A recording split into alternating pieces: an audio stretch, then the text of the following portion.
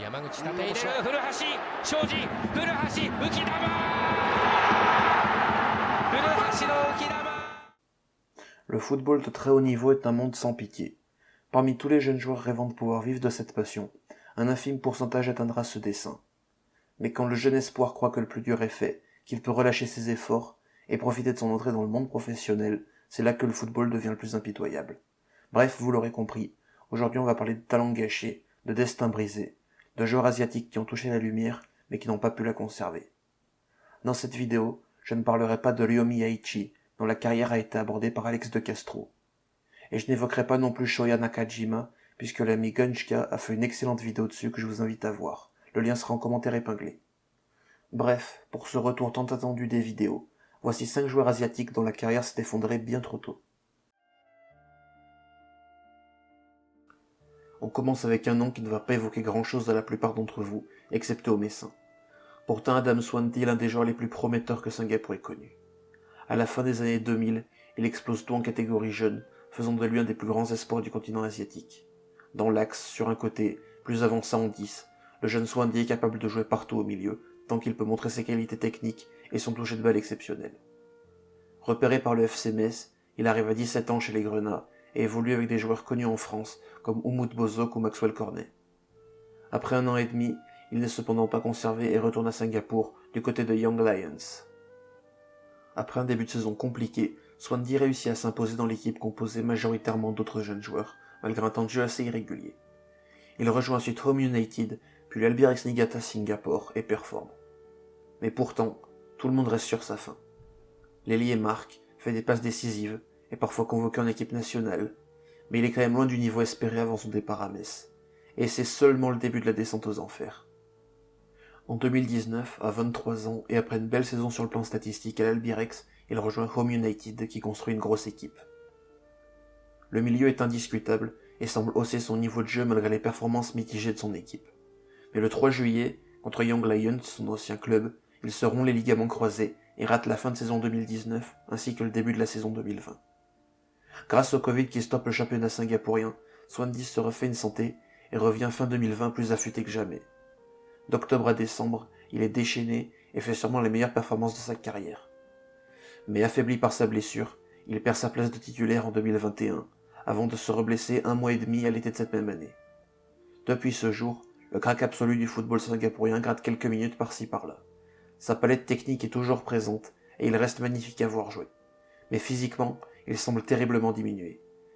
D'ailleurs, comble de malchance, il se blesse encore en décembre 2022 et rate toute la préparation pour la saison 2023, un immense gâchis. Continuons sur les joueurs minés par les blessures, avec le chouchou du Todoroki Stadium, Ryota Oshima. Formé au lycée Shizuoka Gakuen, le milieu technique rejoint Kawasaki en 2011. Frontale est à l'époque un bon club de J1, mais n'est pas encore la machine de la fin de la décennie. Dès sa première saison, à 18 ans, il joue près de 400 minutes en championnat, ce qui est un total vraiment honorable. Fort de ses promesses, il obtient la confiance du coach Yaihiro Kazama, qui le fait beaucoup jouer en 2012. En juin de cette même année, un événement relativement anodin lancera déjà le début de la fin. Il se blesse au ligament, le faisant manquer un petit mois de compétition. Cette petite blessure sera la première d'une longue série, puisque le pauvre Oshima, en 12 ans à Kawasaki, va subir 26 blessures différentes. En 2013, il se blesse à la cuisse et manque plus de la moitié de la saison. En 2014, ça va mieux, et Ryota manque uniquement 2 matchs. Ça semble être la fin des problèmes. Mais en 2015, c'est reparti, 1 mois et demi d'absence. Puis en 2016, 3 blessures différentes. Pareil en 2017, et ainsi de suite. Depuis son arrivée à Kawasaki, Oshima a manqué plus de 180 matchs à cause de blessures. Et le pire dans tout ça, c'est que malgré ça, quand il joue, il est vraiment bon. Mais ses blessures à répétition ont tué sa carrière en équipe nationale, où il n'a que cette cape. Et ces blessures ont aussi tué une possible carrière en Europe, qui aurait certainement été une réussite tant que ce joueur est né pour avoir un ballon de football dans les pieds. Cette saison encore, il est absent. Il a subi il y a quelques mois sa 13e blessure au mollet de sa carrière, comme une malédiction. On va quitter le monde des blessures pour des affaires un peu plus sombres, des histoires malheureusement trop communes en ASEAN. Van Kien Pham est un petit crack formé à Sunlan Nehan. Désolé pour la prononciation, elle est affreuse. Il intègre l'équipe première de son club à 14 ans et devient un peu plus tard taulier de la sélection U23 vietnamienne. La carrière de Van Kien suit son cours. Il progresse et devient vraiment un crack intergénérationnel, un des meilleurs joueurs que le Vietnam ait connu. Il devient un spécialiste des coups de pied arrêtés, une machine à marquer dans son rôle de second attaquant dans une attaque à deux. Il connaît des sélections avec le Vietnam, mais un scandale va venir couper l'herbe sous le pied du crack, un scandale qui va d'ailleurs grandement ébranler le football vietnamien. En juin 2005, une bombe magnétique éclate. Des matchs ont été truqués 6 mois plus tôt, lors des Jeux d'Asie du Sud-Est, un équivalent des JO pour l'ASEAN. Le vice-président de la fédération vietnamienne est condamné, et Pham est concerné. Âgé seulement de 21 ans, il risque la suspension à vie, et finalement, après des longs procès, il sera suspendu 4 ans, mais cela signe quasiment la fin de sa carrière. En 2009, il peut retrouver les terrains de foot, et jouera encore 6 ans au Vietnam, avant de prendre sa retraite à seulement 31 ans, l'image entachée à jamais. Lui qui aurait pu prétendre à jouer en Europe aura fait une erreur fatale dans sa carrière, celle de ne pas vouloir respecter les règles. Ce n'est que mon avis, mais cela reste une carrière gâchée bien moins malheureuse que Swandi et Oshima, et bien moins cruelle aussi que les 2 derniers joueurs de cette vidéo. Faisons le bilan. Jusqu'à présent, je vous ai parlé de joueurs dont la carrière a été compromise par des blessures, des mauvais choix, des affaires illégales. Mais Kwang Song-han ne fait partie d'aucune de ces catégories. Il n'a jamais fait l'erreur de négliger son corps ou de jouer avec les règles. Sa seule erreur aura été de naître au mauvais endroit, puisque Han n'est pas sud-coréen, mais nord-coréen. Le football en Corée du Nord est bien présent. La sélection était notamment là en 2010 pour la Coupe du Monde masculine, et chez les femmes, les nord-coréennes faisaient partie des meilleures du continent lors de la précédente décennie. Grâce à des accords avec l'Italie, des jeunes espoirs nord-coréens rejoignaient les quelques années des clubs de Série A et Série B qui avaient flairé un bon filon. Et parmi tous ces joueurs, Han sortait particulièrement du lot. Formé à Chobyong SC, il rejoint à 17 ans l'ISM Academy, une académie italienne qui déniche des talents partout dans le monde. À 19 ans, il rejoint Cagliari en Série A, puis est prêté à Perugia dans la foulée en Série B. Il y inscrit 11 buts en 39 matchs, ce qui lui ouvre les portes de la réserve de la Juve. Il est aussi régulièrement sélectionné avec la Corée du Nord, et en est même capitaine lors de la Coupe d'Asie 2019.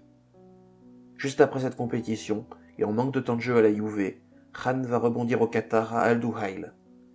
L'équipe est coachée par Walid Regragui et compte aussi des joueurs comme Almoez Ali, Mario Mandzukic ou encore Mehdi Benatia.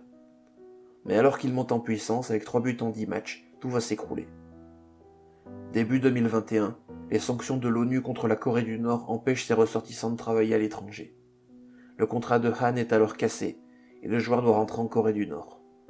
Longtemps suivi par toutes les grandes écuries européennes, le génie nord-coréen doit stopper sa carrière à 22 ans, victime des sanctions pesant contre son pays. Il est toujours sans club actuellement, plus de 2 ans et demi après. Pour finir cette vidéo, je vous propose de remonter dans les années 90. La J-League accueille des stars comme Paulo Futre, Pierre Littbarski ou encore Julio Salinas. C'est au même moment que le Gamba Osaka commence à devenir un club important du paysage footballistique japonais. Un des symboles de ce Gamba, qui attire de plus en plus de regards, est Koji Kondo. Le jeune milieu droit, formé au lycée Shizuoka Gakuen, arrive en 1991. Il devient en 1994 le premier joueur sélectionné avec les Samurai Blue dans l'histoire du club du nord d'Osaka. D'ailleurs, pour l'anecdote, il affrontera la France en mai 1994, mais le Japon s'inclinera 4 buts à 1.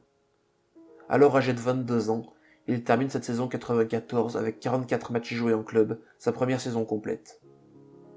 En 1995, il est absolument indiscutable et jouera 47 matchs, inscrivant au passage 5 buts, les seuls de sa carrière. Un peu moins en vue avec l'arrivée du coach croate Josip Kuze en 96, il a cependant l'occasion de s'illustrer en Coupe de l'Empereur. Le 29 décembre 1996, le Gamba affronte Hiroshima en demi-finale de cette compétition.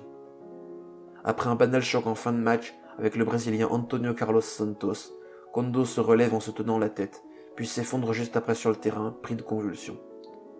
Transféré à l'hôpital, il s'en sort, mais les analyses montrent une tumeur au cerveau déjà bien développée. Koji subit plusieurs opérations et divers traitements dans l'espoir de rejouer un jour. Le Gamba honore son contrat pour les saisons 97 et 98, mais le joueur est incapable de rejouer au football, son état oscillant beaucoup.